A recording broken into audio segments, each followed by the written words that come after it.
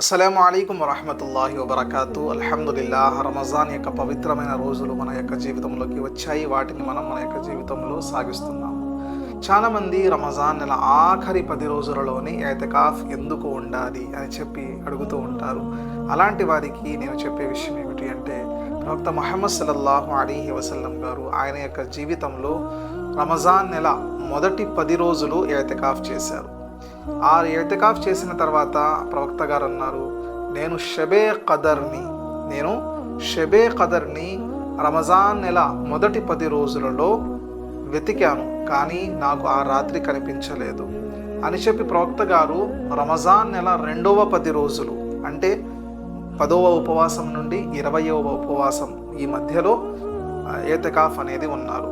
అప్పుడు కూడా ప్రవక్త గారు అన్నారు, నేను రమజాన్ నెల రెండవ 10 రోజులు కూడా ఎతికాఫ్ చేశాను, కానీ నాకు షబే ఖదర్ కనిపించలేదు అని చెప్పి ప్రవక్త గారు అన్నారు. కానీ ప్రవక్త గారు రమజాన్ నెల ఆఖరి 10 రోజులలో ఎతికాఫ్ చేశారు.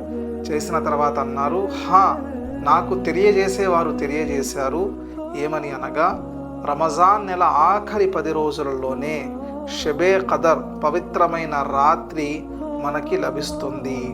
అందుకనే ఏ వ్యక్తి అయితే రమజాన్ నెల ఆఖరి 10 రోజులలో ఎతికాఫ్ ఉంటాడో ఆ వ్యక్తికి ఒకవేళ షబే ఖదర్ లైలతుల్ ఖదర్ గనక అల్లాహు తఆలా ప్రసాదిస్తే ఆ వ్యక్తి ఆ రాత్రంతా కూడా అంటే షబే ఖదర్ రాత్రంతా కూడా జాగారం చేసిన వారిలో, అల్లాహ్ యొక్క ఆరాధన చేసిన వారిలో నిమగ్నమవుతాడు. ఒకవేళ ఉదాహరణకి ఆ వ్యక్తి ఎటువంటి ఆరాధన చేయలేదు, కానీ ఆ రోజు షబే ఖదర్ వచ్చింది. ఎందుకంటే షబే ఖదర్కి ఒక ప్రత్యేకమైన రోజు అంటూ ఏమీ లేదు. ప్రవక్త గారు కూడా దాన్ని దాచిపెట్టి ఉంచారు. అల్లాహ్ కూడా ఆ యొక్క రాత్రిని దాచిపెట్టి ఉంచారు. ఎందుకంటే ఆ రాత్రి యొక్క శుభాలు ప్రత్యేకంగా ఒక్కరోజుతోనే కాదు, ప్రతిరోజు కూడా దాని యొక్క సాఫల్యం పొందాలి అని చెప్పి అల్లాహు తఆలా ఆ యొక్క విషయాన్ని దాచిపెట్టడం జరిగింది. అందుకని నా ప్రేమ సోదర మహాశివులారా, రమజాన్ నెల ఆఖరి 10 రోజులలో ఎవరైతే ఎతికాఫ్లో ఉంటారో వాళ్ళకి తప్పనిసరిగా షబే ఖదర్ అనేది లభిస్తుంది. ఇప్పుడు ఒక్కసారి గనక ఏ వ్యక్తి అయితే షబే ఖదర్ రాత్రి జాగారం చేస్తాడో, షబే ఖదర్ రాత్రి నమాజులు చదివి అల్లాహ్ని మెప్పిస్తాడో, ఆ వ్యక్తికి అల్లాహు తఆలా 1000 నెలలు అల్లాహ్ ఆరాధన చేసిన పుణ్యాన్ని అతని కర్మపత్రాలు అల్లాహు తఆలా లెక్కిస్తున్నారు.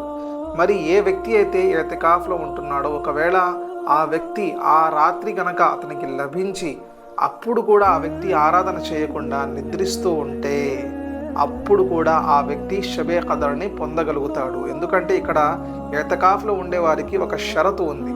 అది ఏమిటి అంటే, ఎతికాఫ్ ఎప్పుడైతే మనం సంకల్పం చేసుకొని ఎతికాఫ్లో కూర్చుంటామో, సంకల్పం చేసుకున్నప్పటి నుండి పండుగ నెలవంక కనిపించే వరకు ఈ మధ్యకాలం అంతా కూడా ఆ వ్యక్తి ఏమి ఆరాధన చేసినా చెయ్యకపోయినా, నిద్రించినా, పడుకున్నా, తిన్నా, త్రాగినా, ఏ పని చేసినా కూడా అతని కర్మపత్రాలలో పుణ్యాలు అనేవి లెక్కిస్తూనే ఉంటారు.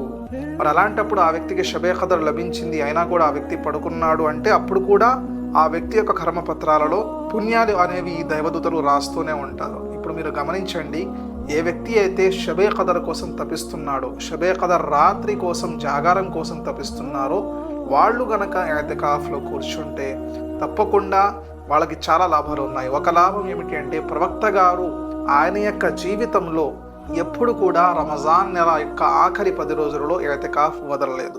ఆ యొక్క సున్నత్ని, ఆ యొక్క ఆచరణని మనం ఆచరించిన వాళ్ళం అవుతాము. రెండవది, మనకి షబే ఖదర్ యొక్క రాత్రి లభిస్తుంది ఒకవేళ ఆ రోజు మీరు ఆరాధన చేసినా చెయ్యకపోయినా. ఎందుకంటే ఎతికాఫ్ యొక్క బహుమతులు అలా ఉంటాయన్నమాట. అలాగే ఏ వ్యక్తికైతే లోకపరంగా సమస్యలు, ఇబ్బందులు, కష్టాలు ఉంటాయో వాటిని ఎలా పూర్తి చేసుకోవాలి, వాటి యొక్క పరిష్కారం ఎలా పొందాలి అని చెప్పి అర్థం కావట్లేదు, అలాంటి వారు ఎతికాఫ్ చేసి అల్లాహ్తో దుఆ అడిగితే ఇన్షా అల్లాహ్ తప్పకుండా ఆ వ్యక్తి ఎతికాఫ్ యొక్క బరకత్తో అతని యొక్క సమస్యలని దూరం చేసుకునే అవకాశాలు చాలా చాలా ఎక్కువగా ఉన్నాయి. అలాగే ఎతికాఫ్లో ఉండేవారికి మరో లాభం ఏమిటి అంటే, అతను లోకపరమైన పాపాల నుండి దూరంగా ఉంటాడు. మామూలుగా ఎతికాఫ్లో లేకపోతే బయటికి రావడం, లేదంటే వాళ్ళను చూడడం, వీళ్ళని చూడడం, బయటికి వచ్చి పరాయి స్త్రీలను చూడడం, లేదంటే మొబైల్ ఫోన్ చూడడం, టీవీ చూడడం, అసభ్యకరమైన మాటలు మాట్లాడడం, ఇవన్నీ కూడా మామూలు రోజుల్లో జరుగుతాయి. కానీ మస్జిద్లో అలాంటి విషయాలు జరగవు. అల్లాహ్ యొక్క ఆరాధన మాత్రమే జరుగుతూ ఉంటుంది. ఏ వ్యక్తి అయితే ఇతికాఫ్లో ఉంటాడో ఆ వ్యక్తి ప్రతి చెడు నుండి, ప్రతి పాపం నుండి రక్షింపబడతాడు. మరి ఆ వ్యక్తి అన్ని పాపాల నుండి రక్షింపబడినప్పుడు దానికి ఆపోజిట్లో పుణ్యాలు మాత్రమే ఉన్నాయి. ఆ వ్యక్తి ఎప్పుడు కూడా పుణ్యం చేయడంలో నిమగ్నమై ఉంటాడు. మరి దీనికన్నా గొప్ప అవకాశం, దీనికన్నా గొప్ప లాభం ఎక్కడ ఉంటుందో ఒకసారి మీరే ఆలకించండి. అందుకని ప్రతి ఒక్కరూ, ఏ స్త్రీ అయితే, ఏ పురుషుడు అయితే రంజాన్ నెల ఆఖరి 10 రోజులలో ఇతికాఫ్ ఉండాలనుకుంటున్నారో తప్పకుండా ఉండండి. ఇది మీ జీవితంలో ఒక విజయానికి దారి తీస్తుంది అనే విషయాన్ని మాత్రం అస్సలు మర్చిపోకండి. అల్లాహ్ తాలా మనందరికీ ఇతికాఫ్లో ఉండే యొక్క మహాభాగ్యాన్ని ప్రసాదించుగాక. అలాగే ఎవరైతే రంజాన్ నెల ఆఖరి 10 రోజులలో ఇతికాఫ్ ఉంటారో వారికి మాత్రమే సున్నతే ముఅక్కదా ఇతికాఫ్ యొక్క పుణ్యం లభిస్తుంది. అలా కాకుండా మేము రంజాన్ నెల ఆఖరి 3 రోజులు, 2 రోజులు, 4 రోజులు, 5 రోజులు ఉంటాం అనుకుంటే వాళ్ళకి నఫీల్ ఇతికాఫ్ యొక్క లాభం, పుణ్యం లభిస్తుంది అనే విషయాన్ని మర్చిపోకండి.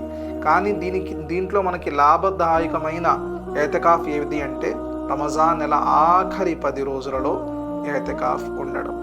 తప్పకుండా ఆలకించండి, గమనించండి, ఇతికాఫ్ ఉండడానికి ప్రయత్నం చేయండి. చాలా లాభాలు మీరు పొందవచ్చు. జజాకుముల్లాహు ఖైర్. వఆఖిరు దఅవానా అనిల్ హమ్దులిల్లాహి రబ్బిల్ ఆలమీన్.